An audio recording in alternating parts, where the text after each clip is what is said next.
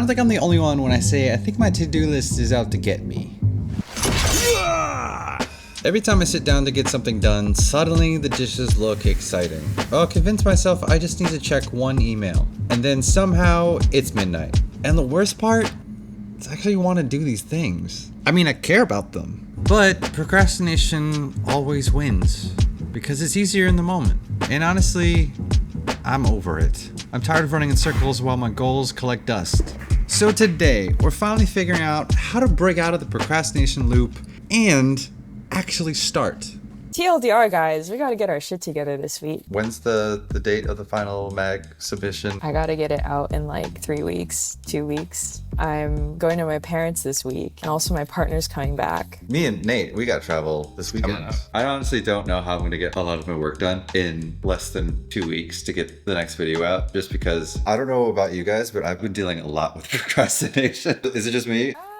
Yes and no. I feel like I've been doom scrolling way more. I used to be like a no Instagram girly. I have the worst focus when I'm with my parents. Looking ahead at this week, we're traveling, interviews and video and photo shoot next Monday. So between now and then, a lot to get done, a lot of operational stuff. Do you guys remember this guy? This is Hank Green. He made an app Called Focus Friend. Would like to tell you about the best idea I have ever had. It's an app that installs a bean on your phone. It is currently more popular than Google. The bean that you put on your phone really wants to spend more time knitting. And so you can give it an amount of time that it can spend knitting, but you can't touch your phone while it's knitting. And if you do, it'll drop its stitches and be sad. But if you let it knit, it will make socks and scarves, and then you can trade socks and scarves in for furniture for the bean's room. And I just thought it would be really interesting to see, does it work? Because I need a fix. I challenge you guys, as well as me, to try this app out for a week. Maybe we'll see if it actually fixes our focus problems. Who will be on their phone less? We're trying to get the next mag ready to go for October 15th. So our goals for this week: Moi's finishing up submissions for the magazine, as well as all-around design. Nate is writing and editing the cover story of Maya Higa.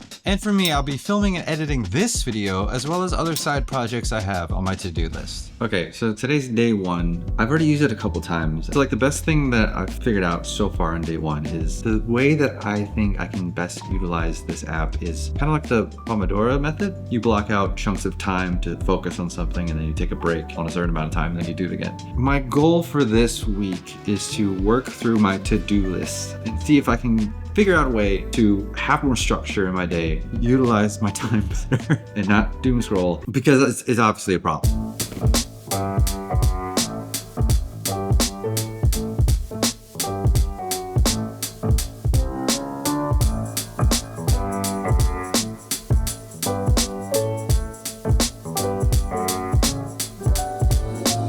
It's already noon from the Monday that Shua has proposed his challenge. I took a long lunch and now it's 2 p.m. and I have a lot of work to do. But I wanted to document before I moved on with anything that this is my phone. I have blockers for TikTok, Instagram, and Twitter. I had a huge phase, or actually a renaissance lately, of when I was really obsessed with playing Cookie Run Oven Break on my phone. I've been over that. It's been a few weeks. So I think for me personally, my goal is to, honestly, I need to cut out Facebook because I'm just on Facebook Marketplace and then I get sent into Reels. Which I don't need to. And also cutting down on Instagram. I should also cut down on Twitter, but I feel like that's like, I just finished up my second 30-minute focus friend period. I'm going to be honest, I didn't get much writing done. I got a little bit of the story outline done. So yeah, not the most productive end of day to try to get writing done. This is why I usually try to schedule time in the morning, because I just find once the day goes on, all the op stuff, emails I have to respond to, blah, blah, blah, blah, blah. It gets really hard to sit down and focus on a Google Doc. However, I still was productive and had a big moment happen because a scientist actually who I reached out to provide expert perspective for this story I'm writing responded about an hour or two after I read up on him, reached out over email. He said he can't talk, but someone on his team probably will be able to, and provide a quote for the story. So that's pretty cool. This is day 2 of doing this whole focus app thing. Here's the thing though, you can't just take one thing away and then expect the good thing to fill in the gap. You have to purposely and intentionally fill in the gap. Otherwise, what you've been doing is gonna come back with a vengeance, and then it's gonna be even more of a doom scrolling problem. I got like 129 socks that I made yesterday, and I was able to afford getting a little green rug and a simple blue stool for my invisible desk. I haven't been able to afford that yet. Okay, a lot of focusing I need to do today. I only have a couple things on my to-do list, which is some are a little bit more time intensive than others, but I have some video editing work I need to do today. I need to go to the gym today. I need to spend some time there. Okay, went to the gym. It sucked. Good morning. Despite going out to the cafe yesterday, I feel like I really struggled with focus still. I think I've just been struggling a lot for the past few weeks just because I know like I have a lot of deadlines, both personal and work related, that people want done by the end of the month because everyone and their mother wants everything done by the end of the month. Today is already like midday, but the biggest thing I've been doing is cleaning because when I leave for a few days, I just like feel sick to my stomach when I come back and everything is a mess. Because I've been cleaning, I didn't have the Bean app on. I've been cleaning like since 7 to now, but I finally decided to turn on the Bean. So I'm taking care of Beanoni. I'm using the max time, which is 2 hours. I'm a little worried for when I go to the airport because I'll be on the train for at least an hour and then on my flight, and then I always like I'm checking Twitter when I'm like sitting waiting for us to actually leave, which is like another half hour. My Bean will be clothed by the end of this week. I think I might save clothing Beanoni until then. I haven't investigated it that much. I don't think the clothing like gives the Beans power-ups or anything, so I'm just gonna save my buying until the end. I'll catch up with you guys when I'm in California. We are so back. It's day 3. It's Wednesday. Just finished up my first focus session of the day, and I had about like 250 socks, so I figured I'd start buying some things. I got some flowers, desk over there, a bookshelf, excuse me. I'll start another focus session and get some writing done. Today is one of those heavy edit days, and I needed to lock in for quite some time. And I'm getting a little reminder to get some water. Okay, we don't have any water. I have to go get the water.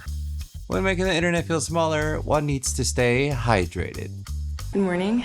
Right now I'm actually in my parents' like neighborhood. They have an outdoor area and I just decided to be here for work because I think I just go crazy if I'm stuck at home. I did find myself actually reading. I fear I like leaned into like the performative nihilism of it all, but I actually got pretty far in this book. Damn, only 43? A lot more than 43 pages. Suffice it to say, I made it pretty far in the book. I did hold myself accountable to like actually writing and drawing in my notebook. I started drawing like sections for a comic that I had the idea for. Today I do have a good amount of work to do. I have a few meetings to catch up on. Today I'm going to be reading through a lot of our submissions and be placing some things. I'll be trying to place some stories and spreads. Starting the timer. Oh, actually I accidentally started a break for my Bean. Okay, now he's working for 2 hours. I didn't realize that there were breaks on this app. I appreciate Hank Green for prioritizing that, but I fear that means maybe this app isn't for me because I feel like just turning it off is my break, but we'll try it today with like the implemented breaks now that I know that's a thing. And I hope my Bean is very productive today. Today I took a longer break meeting up with a friend of mine, Paolo. We went to get lunch. You want it for here? Go. It was really nice to use one of my breaks to catch up with an old friend who'd recently just moved back into town. This is the kind of stuff I think using my breaks for is super, super beneficial. All right, guys, end of week. How's your beans? I don't know. I realized you guys both sent your rooms, but here's what my room's looking like. Oh, yours is decked out. What the heck? I do kind of like this painting that's on the wall. It's like this person seems to just be chilling. My guy is doing all right. A chair, at least. Some plants, some life, and a bookshelf. I made the mistake of buying another plant when I had enough to get a desk. Mine's still empty. Just my naked little guy. He's a minimalist. Honestly, I don't think I have that many socks, to be honest. Like, when I use it for like once or twice a day, I think, except for like yesterday when I was like really like grinding and working on stuff. But like when I'm in the flow, I like forget to turn it back on. So I don't think I have that many socks, to be honest. I am saving up for all my purchases at the end so I can weigh my options. I can do the math, and hopefully Benoni will have a nice room by the end of all this. Well, the break thing, for one, like it gives you a little notification of like maybe go get some water. And like I actually have gone and refilled my water bottle. You know, if we need a gamified thing to tell us to drink water as humans, like that's great. Even if it didn't do the most for like keeping me focused on specific things. keep me away from giving my focus elsewhere. And that could have been like really derailed me, I feel like. Segue off of that, like I feel like it was helpful for me to be cognizant of how much time is like passing. I'll check and it's like, oh, there's like 5 minutes left. And it's like, okay, so it's been 45 minutes. Like, what have I done? And like, what can I do differently? I think it just makes me more cognizant of my time, which is a good thing for someone who I think often has like time blindness, both in terms of like if I'm actually working, but also like when I'm off work as well. Okay, so a week later, there are some findings that I like to say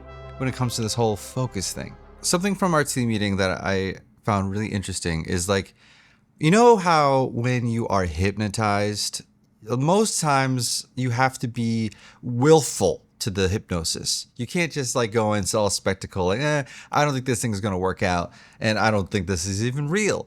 You're not going to get hypnotized. Crazy enough, it's kind of the same thing when it comes to productivity and your focus. From alarms to productivity apps to physical to-do lists, all of these are like external things to do when it comes to our focus. But the biggest part of all, it's actually internal. Now there are many different ways to like go about the whole like mental thing, but the reason why I really like this app is because it uses the Pomodoro technique, which means you set like say 20 minutes to just lock in on work, and then you'll have a break period of like 10 to 15 minutes and you'll be able to focus on something else. Whether it's like something you really want to do, maybe like a 15-minute walk, playing some games, or even getting up to get some water, just kind of like getting the mind off of what you're doing to kind of give a little reset. Working in blocks instead of working like straight through 8 hours. So how did this all stack up? First is me with an average of 5.6. I know the chart says the number is a little bit higher. I'm subtracting YouTube because I also watch YouTube while I go to sleep, so I don't really count that. So I'm not cheating, I swear. Then there's Nate with an average of 3.9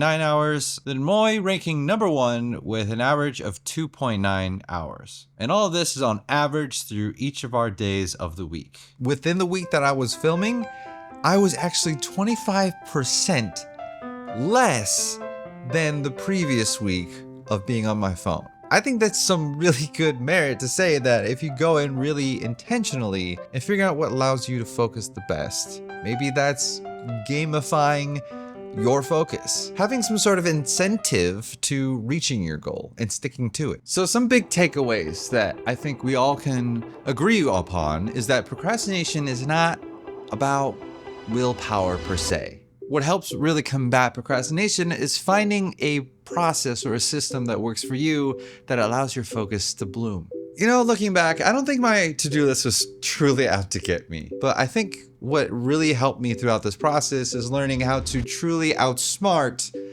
my distractions. So this was like a little cool challenge that the studio cooked up, and I think it was really fun. I think it really helped us figure out exactly what works for us and working better as a team. If you're curious to see what else goes on in the studio and what things we got cooking up, check out our newsletter. It's in the description down below.